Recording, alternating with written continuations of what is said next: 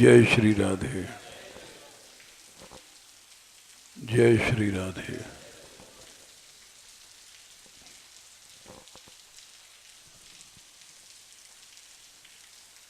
प्रसंग चल रहा है बहुत दिनों से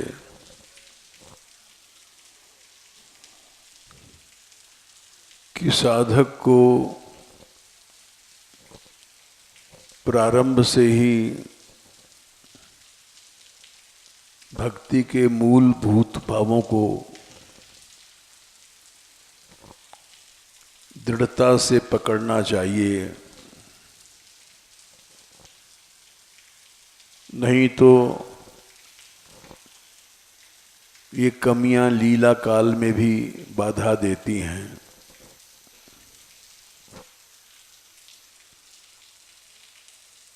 रास में भगवान सबको छोड़ करके अंतर्धान हो गए।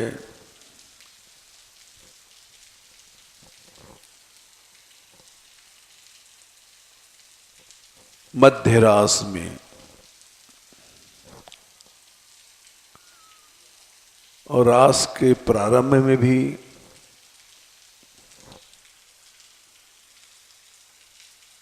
ये बाधाएं आईं।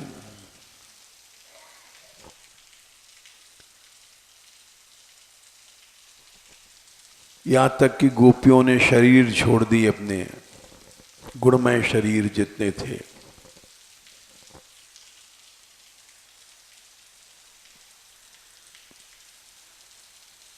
तमेव परमात्मनां जार बुद्ध्यापि संगताः जहुर्गुणमयं देयं सत्यः प्रक्षीण बंधना।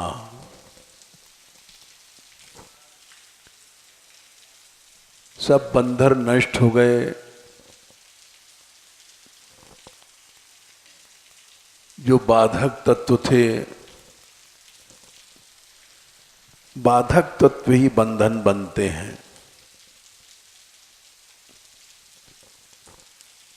सद्यः प्रक्षीण बंधना।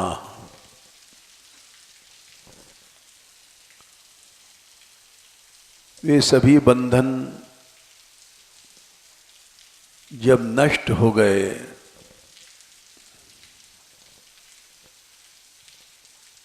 तब उन्होंने निर्बंध देहों से भगवान की प्राप्ति किया।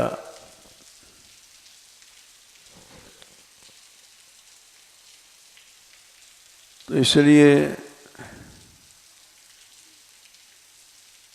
किसी प्रकार की बंधन की संभावना न रहे,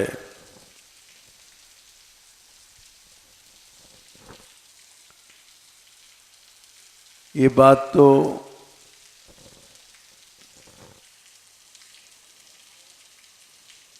वैकुंठ में भी दिखाया है भगवान ने। जब जय विजय को श्राप दिया सनकादिक ने,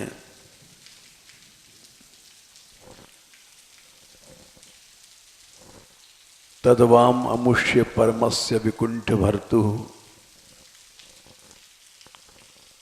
कर्तुम प्रकृष्टम ही धीमहि मंदधीभ्याम लोकानितो व्रजत मंतर भाव दृष्टया पापी यशस्त्रयी में रिपुओस्य यत्र।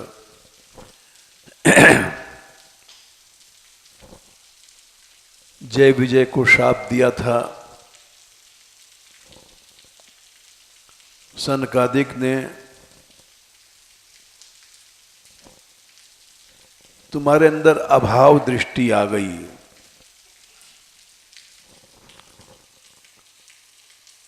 इसलिए तुम यहां से चले जाओ।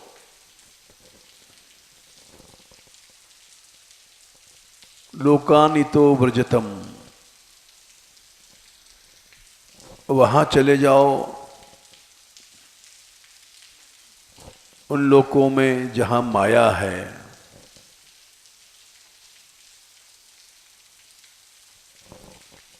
जहां काम क्रोध लोभ ये तीनों रहते हैं,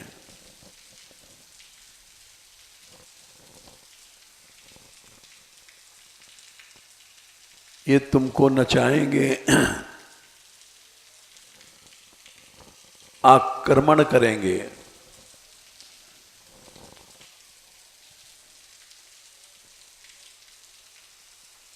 भक्तापराध से ही ये विकार पैदा होते हैं।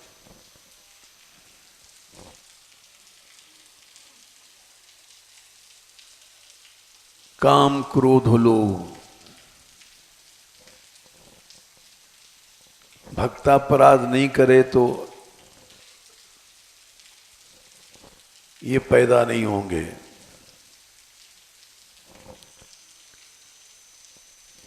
पापी असस्त्रयी में रिपोस यत्र, ये तीन बड़े पापी काम क्रोध लोभ जहां रहते हैं,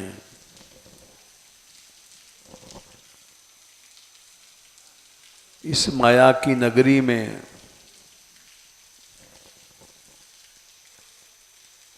ये तीन ही जीव को पटक पटक के मारते हैं।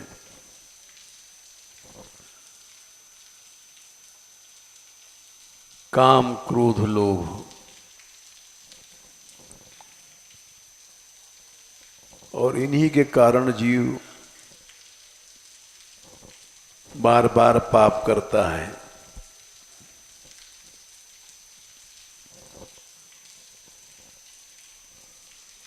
इससे ये भी शिक्षा मिली, यद्यपि ये उन्होंने जो शिक्षा दिया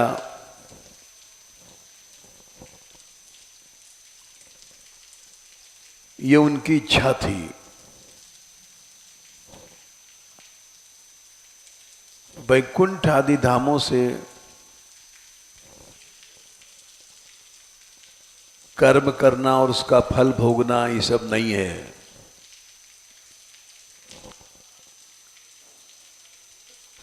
क्योंकि वहां माया नहीं है। प्रवर्तते यत्र रजस्तमस्तयोः सत्वं च मिश्रम न च काल विक्रमः, वहां काल का प्रवेश नहीं है। नयत्र माया, माया है ही नहीं। किंबुता परे,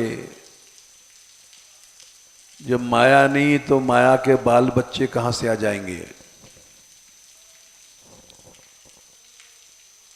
काम क्रोध लोभ आदि नहीं है। नयत्र माया किमुता परे हरे रनुव्रता, जहां पर भगवान के पार्षद रहते हैं। सुरासुरार्चित, देवताओं असुरों से पूजित होकर के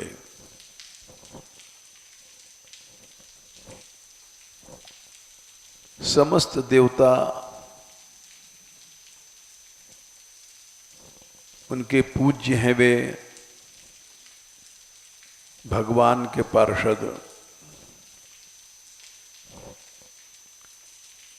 वे ही वहां उस धाम में रहते हैं।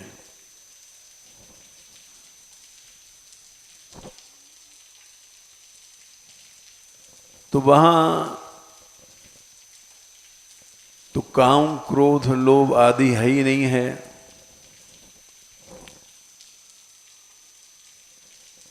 फिर अपराध कैसे हुआ?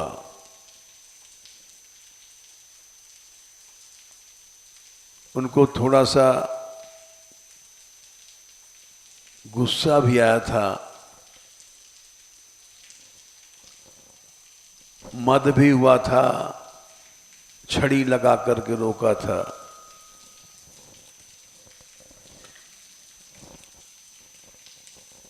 और उससे सनकादिक को थोड़ा क्रोध हुआ।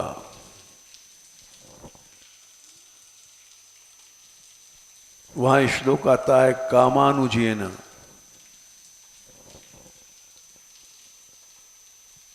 काम का भाई है क्रोध।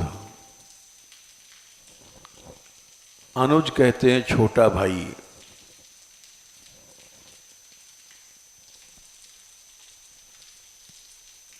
देना भागवत।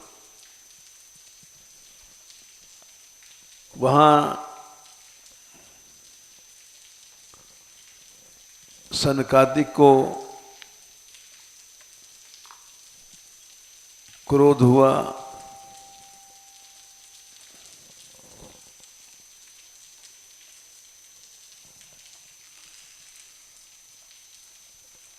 तीन 15:31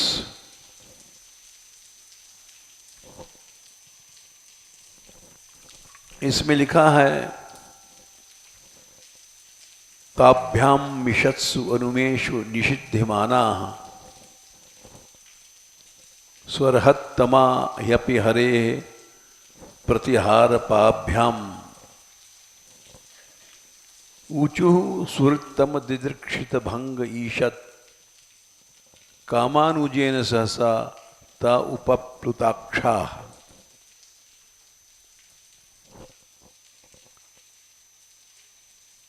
उन दोनों ने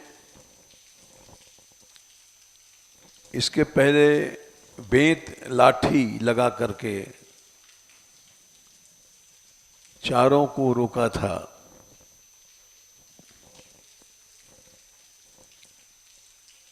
क्योंकि वे सनकादिक नंगे रहते हैं।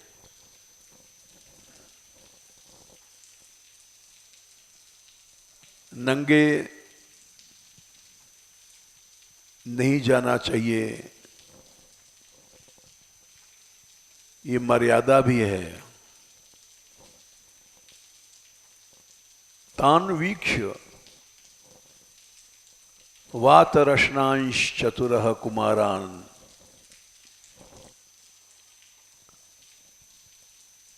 उन्होंने जय विजय ने देखा वात रशन मने नंगा, वात मने हवा ही उनकी रचना कौंधनी है। जैसे मनुष्य कोई वस्त्र पहनता है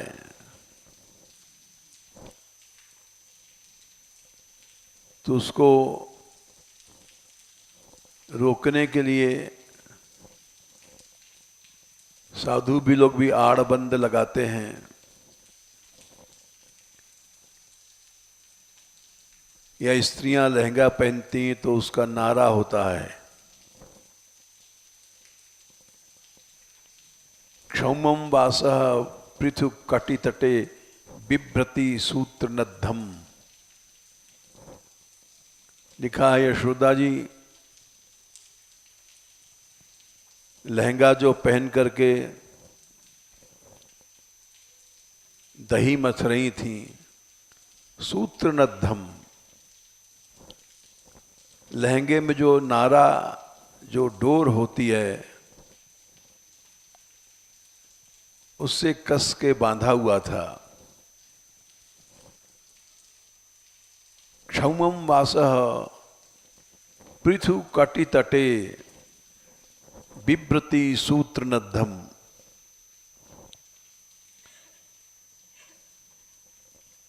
तो उसी तरह से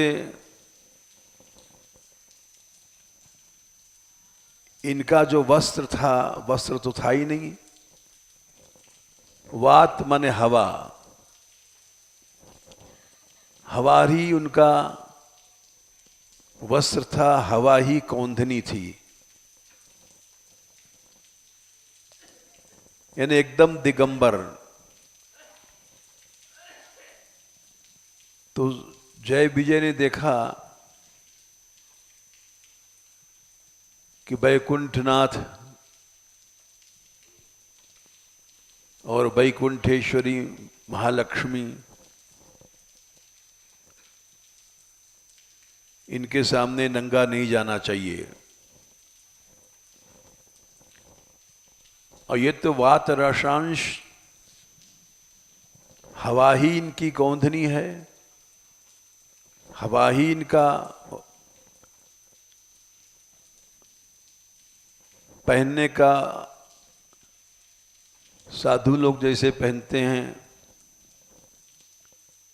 गाती बाती कुछ भी समझो, कुछ नहीं है इनके पास, एकदम नंगे हैं। और एक नहीं, चार चार हैं।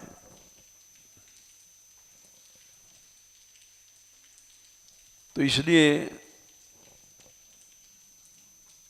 वैकुंठ की मर्यादा का इनको ध्यान नहीं है।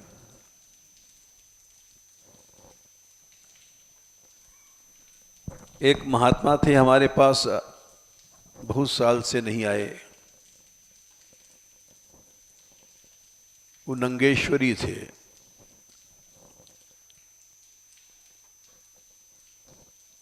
बारह महीने नंगे रहते थे और हमसे जाने उनका क्या प्रेम था, बहुत प्रेम था। वो कहीं नहीं जाते थे, साल में एक बार आते थे। बहुत आयु थी, 90 वर्ष से ज्यादा, लंबे चौड़े। एक बार मान मंदिर जरूर रुकते थे।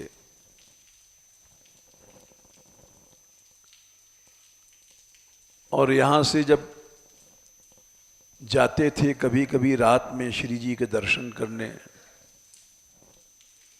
तो एक वस्त्र मांग करके लपेट करके जाते थे। महारानी के सामने जा रहे हैं, थोड़ा देर अपना नियम तोड़ देते थे। यहां रुकते थे। यहां के ब्रजवासियों ने देखा है, जो उस समय कीर्तन में आते थे और अब बहुत साल से नहीं आए, अवश्य उनका शरीर शांत हो गया होगा। तो इसलिए कहा कि यहीं रहते थे। ये गुफा वाला जो ऊपर कमरा है, कभी कभी आकर के 2-4 दिन यहाँ रुक जाते थे। तो वहाँ एकांत है, कोई जाता नहीं आता नहीं, लेकिन अपने नंगेपन की मर्यादा तोड़ करके वे श्री जी के मंदिर में जाते समय एक कपड़ा लपेट लेते थे। नहीं तो वात रचना थे वो भी। जाड़े में हमने देखा है, कानों में उंगली डाल करके और ऐसे बैठते थे, ओढ़ने की जरूरत नहीं। बड़े विरक्त संत थे। ये इसलिए कहा हमने कि वात रसन लोगों को हमने देखा है।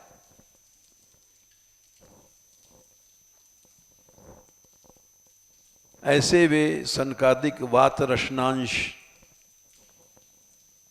एकदम दिगंबर, लेकिन वृद्धान, सबसे बड़े उम्र में वही हैं।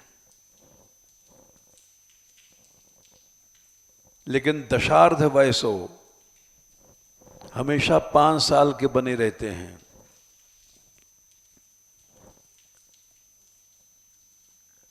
जाने कितने लाखों वर्ष और पुराने, सृष्टि के शुरू में ही। लेकिन फिर भी वे 5 साल के बने रहते हैं। विदितात्म तत्वान,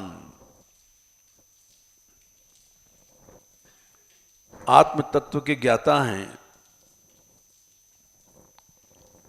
भगवान हैं, 24 अवतारों में हैं, हर अवतार के रहस्य को जानने वाले हैं। तो इन्होंने वेत्रेण, प्रतिहारी पर बेंत या लठिया रहती है, चास खलताम, इनको रोक दिया डंडे लगा करके। डंडा लगाने में मारा पीटा नहीं, यानी आगे नहीं जा सकते हो। अतदर्हणांस्तौ, इस तरह से वे रोके जाने के योग्य नहीं थे। अतदर्हणांस्तौ, और उनके तेज का विहस्य परिहास किया, हंस करके, अरे ये तो नंगे हैं सब। भगवत प्रतिकूल शीलौ, भगवान के शील गुण से उल्टा काम किया। भगवान की किसी लीला में भक्तों को रोक नहीं है।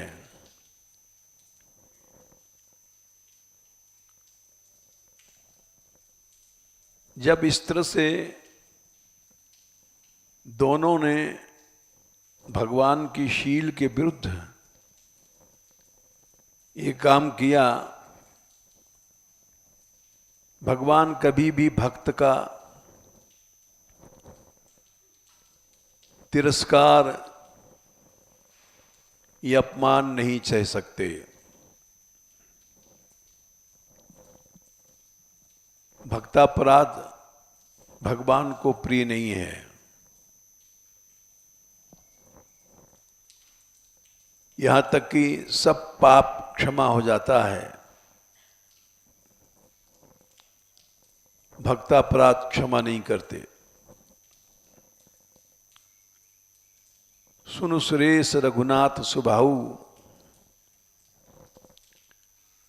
निज अपराध रिसायन काऊ। उनका अपराध कर लो, वो कभी नाराज नहीं होंगे। लेकिन जे अपराध भक्त कर करहीं, राम रोष पावक ते जरहीं। भक्तों का अपराध हो जाएगा तो भगवान की क्रोधाग्नि में जलते रहोगे। यह महिमा जानहि दुर्वासा, लोकों वेद विदित इतिहासा।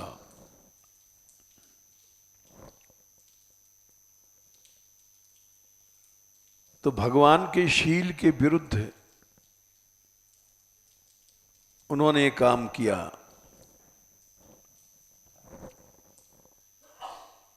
भक्तापराध भगवान क्षमा नहीं करते हैं।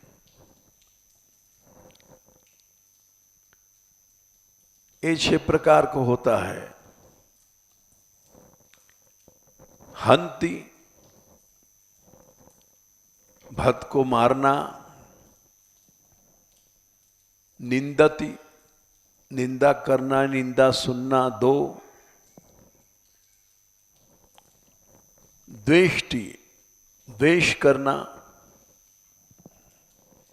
3 वैष्णवान नाभिनंदति,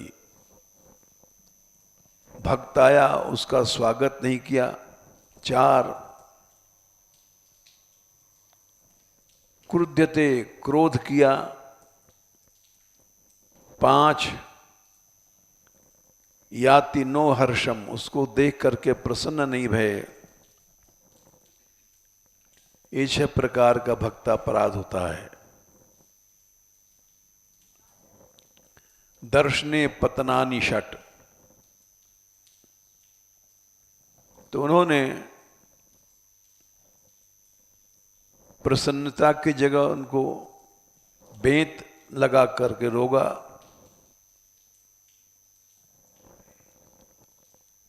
ये भगवान नहीं चाहते हैं ऐसा कि किसी भी भक्त के प्रति हम ऐसा काम करें। इसलिए प्रतिकूलशीलौ शब्द कहा है। दोनों ने भगवान की शील के उल्टा काम किया।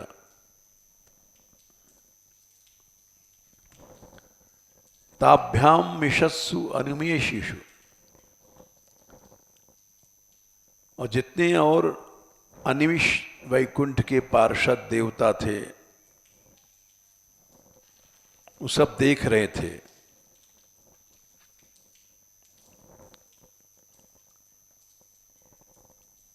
उनके सामने निषेध किया गया उनको, जबकि ये बड़े पूज्य थे। स्वरहत्तमा यपि हरे प्रतिहार पाभ्याम, भगवान के द्वारपालों से भी पूजी थी।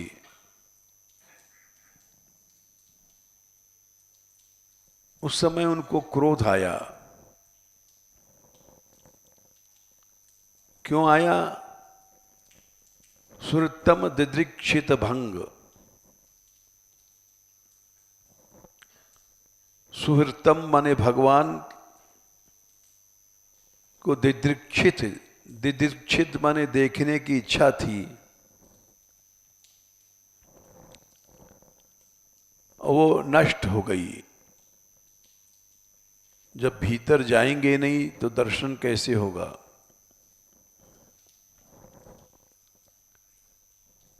इससे उनको ईशत कामानुजेन, क्रोध को काम का भाई कहा गया है। अनुज माने छोटा भाई। पहले काम पैदा होता है और वो जब नहीं पूरा होता, जब गुस्सा पैदा होता है। इसलिए कामानुज माने क्रोध।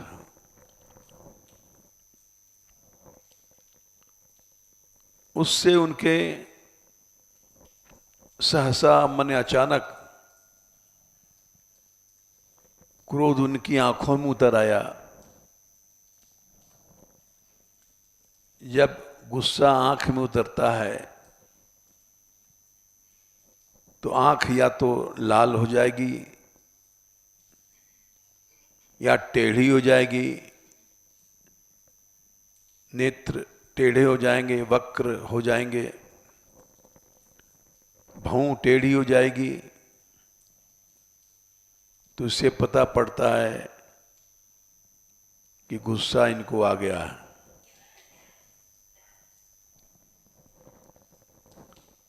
और उन्होंने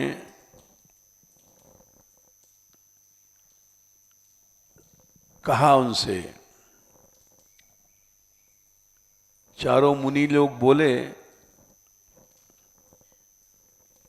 को वाम इहैत्य भगवत परिचर्योच्चैर तद्धर्मिणाम विवसताम विषमः स्वभावः।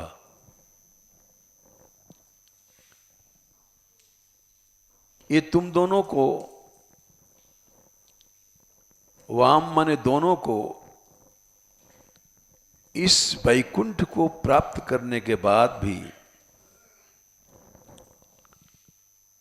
भगवत परिचर्या माने भगवान की सेवा से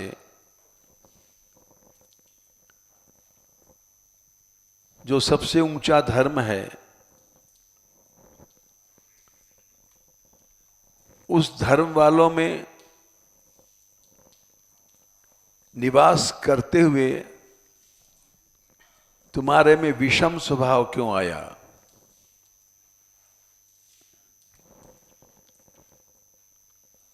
जबकि भगवान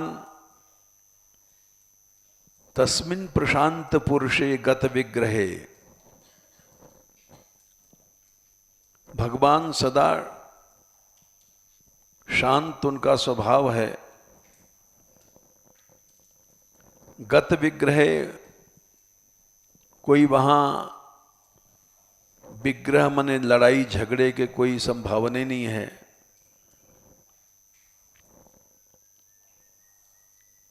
ऐसा तुम लोगों को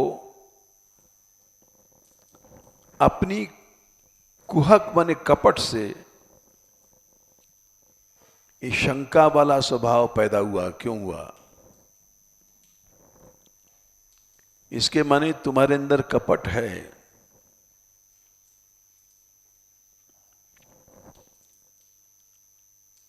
इसलिए उन्होंने कहा कि तुम यहां से चले जाओ जहां काम, क्रोध, लोभ आदि रहते हैं। त्रय माने 3 शत्रु रहते हैं।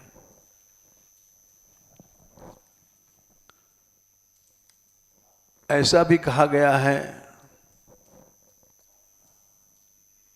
कि भगवान की शरण में आने के बाद एक काम, क्रोध, लोभ नहीं सताते हैं।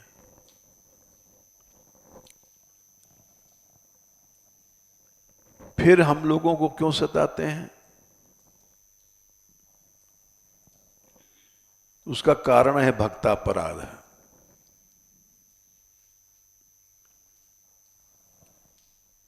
ये श्लोक बता रहा है, अंतर अभाव दृष्टया, अभाव पैदा होता है। अभाव माने भाव चला गया।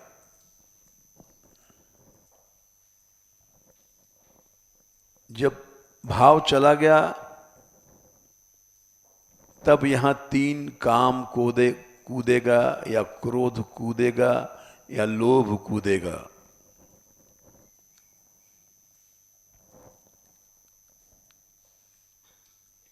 ये तीनों आ जाते हैं।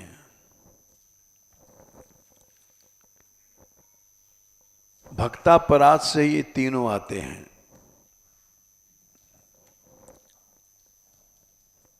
नहीं तो ये तीनों आ ही नहीं सकते। भगवान की शरण में आने के बाद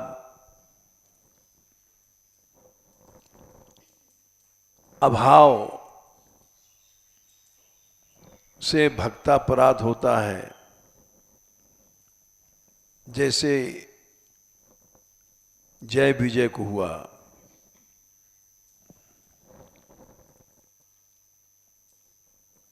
और अभाव जब आएगी तो अभाव का फल है कि तीनों आएंगे, काम, क्रोध, लोभ।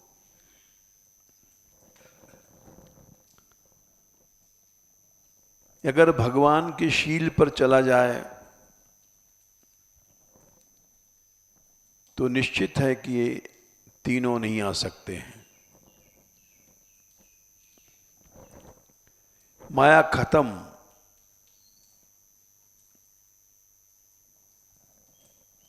सदा के लिए खत्म। दैवी ऐशा गुणमयी मम माया दुरत्यया, मामेव ये प्रपद्यन्ते माया में ताम तरन्ति ते। माया पार हो गया, कोई भगवान की शरण में आया, निश्चय पार हो गया। लेकिन उसमें भी काम विकार, क्रोध विकार, लोभ विकार देखा जाता है। तो उसका कारण है कि भक्तों में उसने अभाव किया।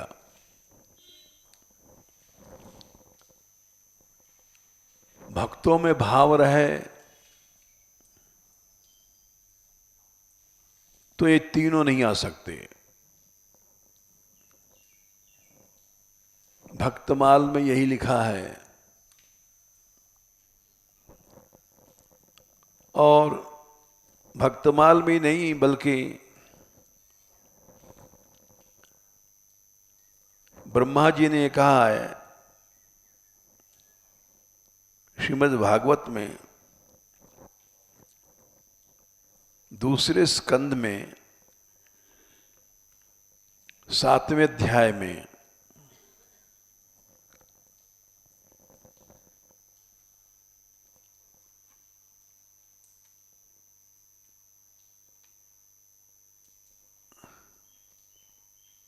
संख्या लाओ देख के बता दें।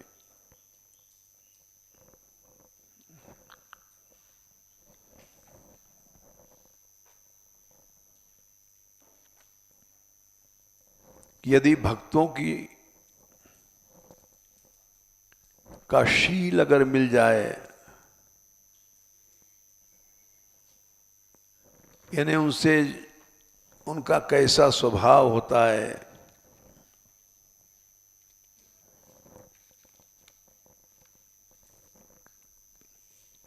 तो वो निश्चित माया को पार हो जाता है।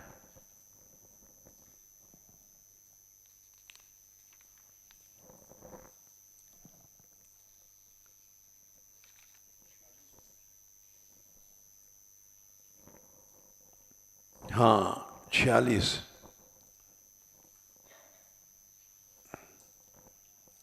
2 से 8 46 ते वै विदन्ति अतितरन्ति च देव मायाम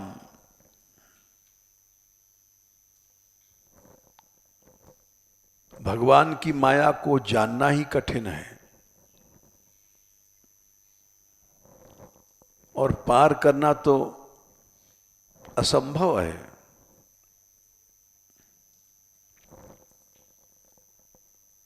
लेकिन भगवान की माया को भी मनुष्य जान जाता है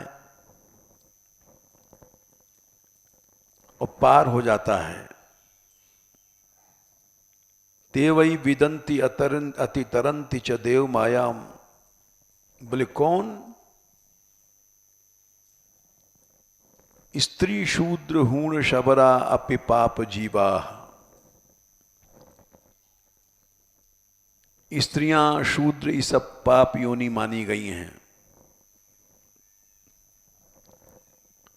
हूण ये क्रूर योनियां हैं। शबर भील ये कच्चे खा जाए मनुष्यों को। और महापापी लोग भी अपि पाप जीवा। यदि भजन से नहीं, यद्यद्भुत क्रम परायणशील शिक्षा। अद्भुत क्रम माने भगवान, जिनकी लीलाएं जिनकी क्रियाएं अद्भुत हैं। अद्भुत क्रम माने भगवान और परायण माने उनके भक्त। भगवान के भक्तों की शील की शिक्षा तिर्यक जना तिर्यक योनि में भी कोई अगर है, सांप योनि, कौवा योनि, ये सब तिर्यक योनियां हैं।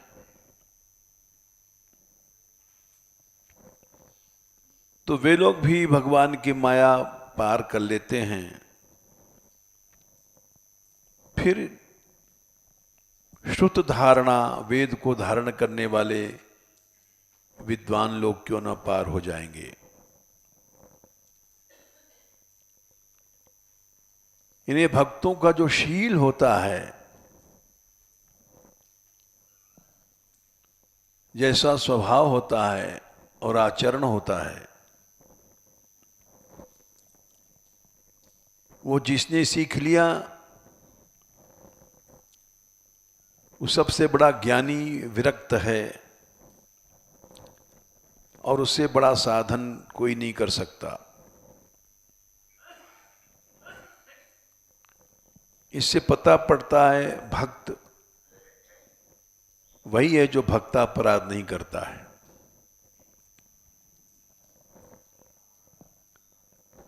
हमने यहाँ अनुभव किया, हमारे यहाँ एक बड़ा अच्छा साधु था, बहुत पुरानी बात थी,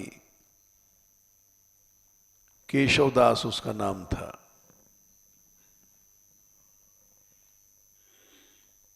उसको गीता याद थी, विरक्त था, मधुकरी मांगता था और यहाँ रह करके हमसे गीता पढ़ता था। साहसी बहुत था, डर तो उसके अंदर था ही नहीं।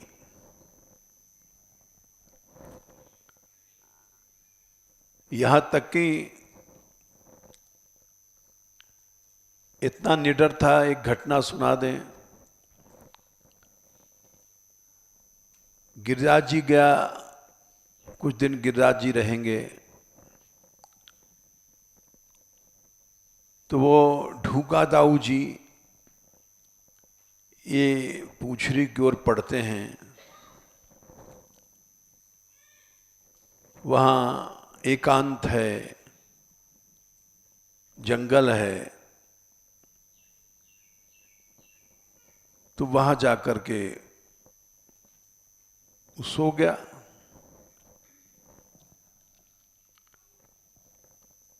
और वो एकांत में ब्रज में चोर बहुत रहते हैं, चोर डाकू ये सब एकांत ही चाहते हैं।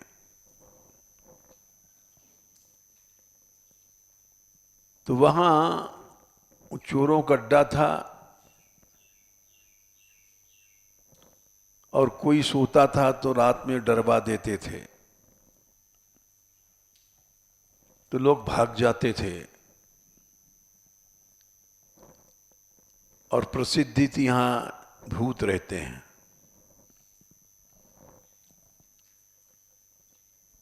तो इसको एकांत देख करके वहीं सो गया। और रात को वो नकली भूत चोर लोग आए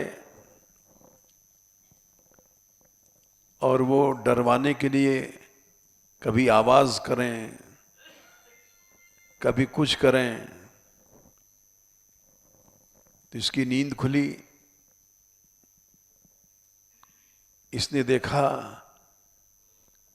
काला कपड़ा पहन करके वो हाथ हिलाते थे ऐसे ऐसे।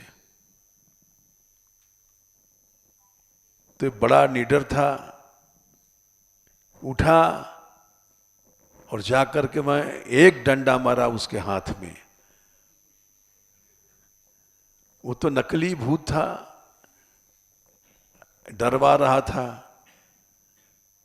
और जब तक उसने कपड़ा फेंक करके हाथ जोड़ करके, अरे महाराज हमें क्यों मारे?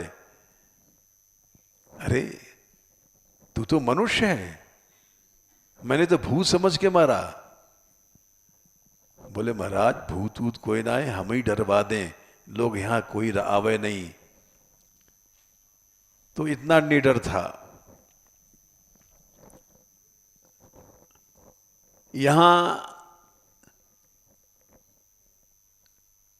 एक बार लोगों ने हमारे लिए, हमको भगाने के लिए एक कापालिक को बुलाया था, जंत्र मंत्र तंत्र करने वाला।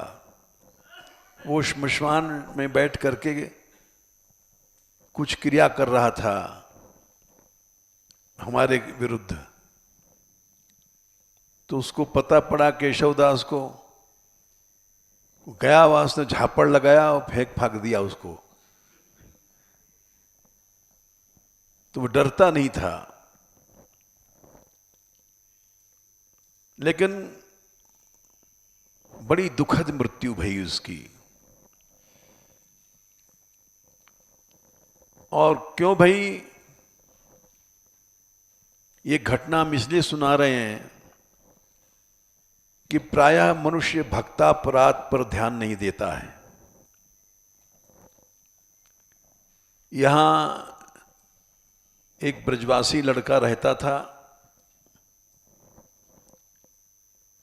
डभारे का था। उसको क्रोध आया, केशवदास को क्रोधी था, बस यही दोष था। और उसने मंदिर में उसकी बड़ी पिटाई किया। जब तक हम आवे, जब तक तो उसने तमाम पीट पाट करके भगा दिया। तो हमने कहा केशवदास तुमने अच्छा नहीं किया, तुम हो तो साधु, बड़े अच्छे, बड़ा परिश्रमी, मेहनती, बड़े गुण थे उसमें, लेकिन एक ही अवगुण है तुम्हारे में, वो आज बहुत बड़ा अपराध किया तुमने। फिर वो अचानक कहीं से उसको, वो रहते थे यहां पर, क्या नाम, जिन्होंने कुटिया बना लिया है गिरिराज जी में, दो रहते थे, हाँ भगवचन, और दूसरे के नाम क्या था, खैर हैं, हाँ। तो वो लोग यहाँ आए और उसको ले गए चंडीगढ़, पंजाब के थे, और वहाँ सम्मान मिला। बोलता था ही, भाषण करता था, जवान था, बड़ा सुंदर, हृष्ट पुष्ट। तो वहाँ से आया लौट करके, और उसने कहा बाबा बड़ा सम्मान हुआ है। सवेरे सवेरे टिकरा आता था भोजन करने के लिए कलेऊ में, साधु यहाँ तो रूखी रोटी खाने वाले, और आलू के परांठे सवेरे सवेरे याद कर रहा था। हमने कहा भाई केशवदास ये भूल जा तू, ये आलू के टिकरे ये विष हैं, लेकिन साधुओं को संयम कर लेते हैं, लेकिन जिह्वा नहीं रोक पाते। पंगत के लिए कितना भी दूर जाना पड़े जरूर जाएंगे। वो फिर कई बार गया, जाने लग गया भाषण देना, पैसा मिलता था काफी। तो हमारे पास आया एक बार, एक पोटली में रुपया लेकर के, कि आप अपनी रख लीजिए, यात्रा में फ्री उठाते हैं यात्रा, तो ये पैसा रख लो। हमने कहा भाई हम तो नहीं रखेंगे, क्योंकि हमने मन में सोचा कि फिर और लाएगा पैसा, और इसको बेचारे को ब्रजवास छूट गया, तो हमने नहीं रखा। यहाँ से गया नंदगांव,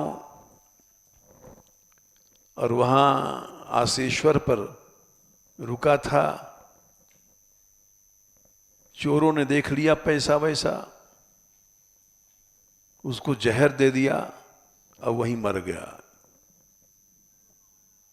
तो वो जहर तो एक बहाना था, वो भक्तापराध लग गया उसको यहां। इसलिए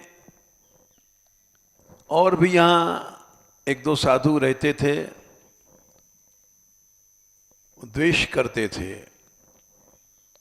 उनको भी भक्तापराध लग गया,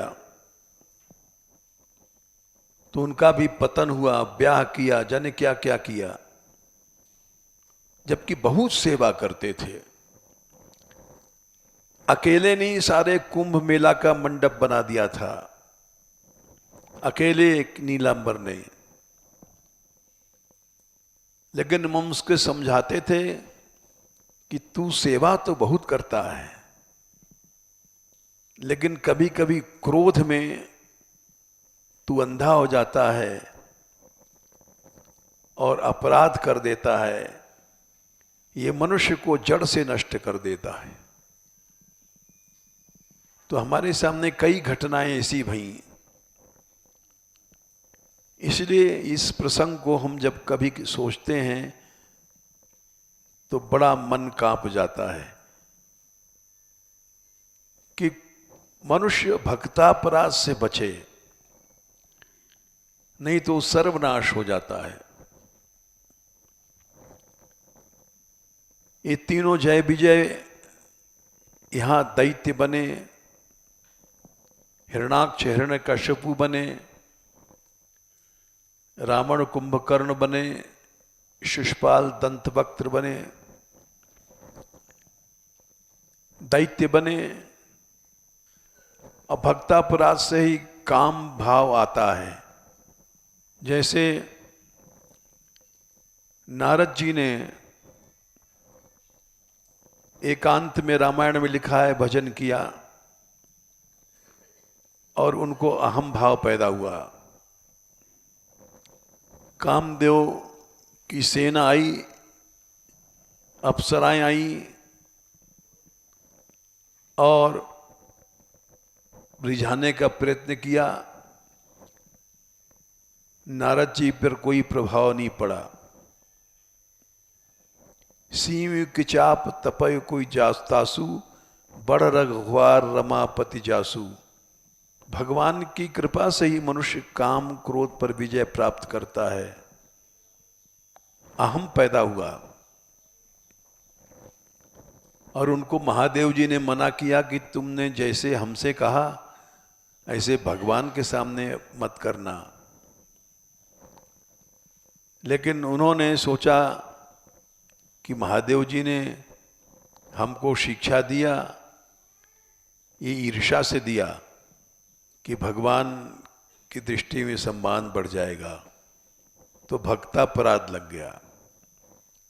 भक्तापराध लग गया तो उससे विश्व मोहिनी का स्वयंवर जो हो रहा था, ये भगवान की माया थी। भगवान की माया तीन प्रकार के बताते हैं लोग। स्वविमोहिनी, स्वजन विमोहिनी और विश्व विमोहिनी। एक तो संसार को मोहित कर लेती है वो माया, एक खुद मोह में आ जाते हैं, ऐसी लीला करते हैं। एक भक्तों को भी मोह में डालने वाली लीला होती है। तो विश्व मोहिनी को प्रकट किया भगवान ने और वो उसको देख करके नारद जी सोचने लग गए हमारे ब्याह हो जाए इससे तो अच्छा है। स्वयंवर में गए नारद जी। जाने के पहले उन्होंने सोचा अच्छा सूरत शक्ल होगी तब तो रीझेगी, तो अच्छी शक्ल कहाँ से लावें? दाढ़ी है, साधु हैं हम, दाढ़ी पे तो कोई रीझेगी नहीं। तो भगवान से रूप मांगे। तो गए भगवान के पास और बोले कहो नारद जी कैसे आए? बोले महाराज ब्याह की हमारे मन में आ गए हैं, ऐसा रूप आप जैसा दे दो तो मोहित हो जाएगी। बोले ठीक है, हम वही करेंगे जिसमें तुम्हारा कल्याण होवे। नारद जी समझ नहीं पाए कि भगवान क्या कह रहे हैं। वो समझ गए कि हाँ हाँ, हमारा कल्याण तो इसी में है कि हमको मिल जाए। वो खुश होकर के चले और भयंकर रूप बंदर का दिया। बड़े बड़े दांत बाहर निकल रहे हैं और उसको रूप को लेकर के गए स्वयंवर में। और हम लोग जब छोटे से थे तो रामलीला देखते थे, तो उसमें इस प्रसंग को बड़े हिसाब से दिखाते थे कि वो जिधर जा रही है उधर ही नारद जी कुर्सी लेकर के जा रहे हैं। अभी इसने हमको नहीं देखा, अब देखेगी तो जरूर मोहित हो जाएगी, लेकिन वो देख करके और घृणा करके चली जाए, फिर दूसरी तरफ जाए तो उधर ही कुर्सी लेके पहुंच जाए कि इस बार जरूर मोहित हो जाएगी। और वो सब भयानक रूप था। आखिर में नारद जी घूमते रहे बार बार कुर्सी लेकर के और बार बार छोड़ छाड़ दे, तो आखिर में स्वयं भगवान आए और उनको गले में माला डाल दिया। नारद जी को गुस्सा आया और उन्होंने शाप दे दिया भगवान को कि तुम भी नारी के विरह में तड़पोगे, जैसे हमको तुमने किया तुमको भी वही मिलेगा। भगवान ने शाप को स्वीकार किया और वहाँ दो महादेव जी के वो गण थे, उनको नारद जी का रूप दिखाई पड़ा था और सारी सभा को नहीं दिखाई पड़ा, क्यों भगवान भक्त की प्रतिष्ठा भी तो बचाते हैं। तो उन दोनों ने नारद जी की पास गए। क्या सुंदर रूप है महाराज, तारीफ करने लग गए।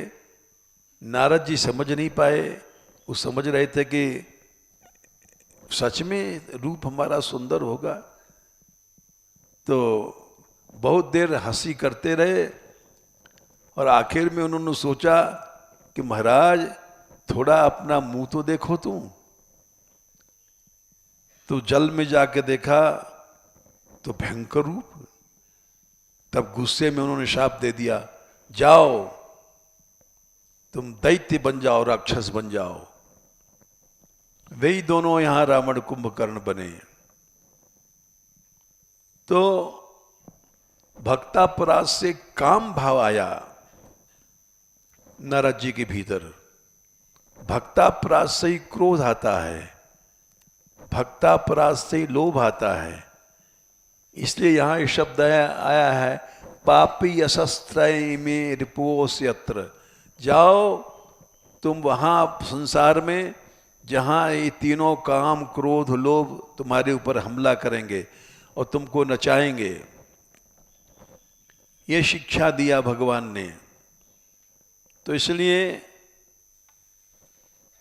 ब्रह्मा जी कहते हैं कि अगर भक्तों के शील की शिक्षा मिल जाए, भक्त कभी क्रोध नहीं करता, भक्त भक्तापराध नहीं करता, तो माया तर जाएगी। तर गया, उसको कोई साधन की जरूरत नहीं है। ये 46वें श्लोक में ब्रह्मा जी ने 2:7-46 में कहा है, तेवई विदंती अतितरंती च देव मायाम स्त्री शूद्र हूण शबरा अपि पाप जीवा यद्यद्भुत क्रम परायण शील शिक्षा तिर्यक जना अपि किम श्रुत धारणाए। हमने भक्तापराध से देखा जहर दे दी गई और केशवदास की मृत्यु हो गई। भक्तापराध से हमने देखा लोगों की बुद्धि भ्रष्ट भई और विवाह किया। तो काम क्रोध लोभ ये पटक पटक के मारते हैं। मनुष्य को भक्तापराध कभी नहीं करना चाहिए, लेकिन क्या करें जीव, क्रोध में जब द्वेष में अंधा हो जाता है तब कर बैठता है, मानता नहीं है। इसलिए इनसे सावधान रहना चाहिए साधक को, नहीं तो नित्य धाम से भी जाकर के अबाउट टर्न हो जाएंगे। बैकुंठ से जैसे लौटना पड़ा, भक्तापराध क्षमा नहीं होता। सूरदास जी ने लिखा है, श्रीपति दुखित भक्त अपराधे, मम भक्तन सो बैर करत है, सकल सिद्धि मोही सो साधे। और सिद्धियां चाहता है,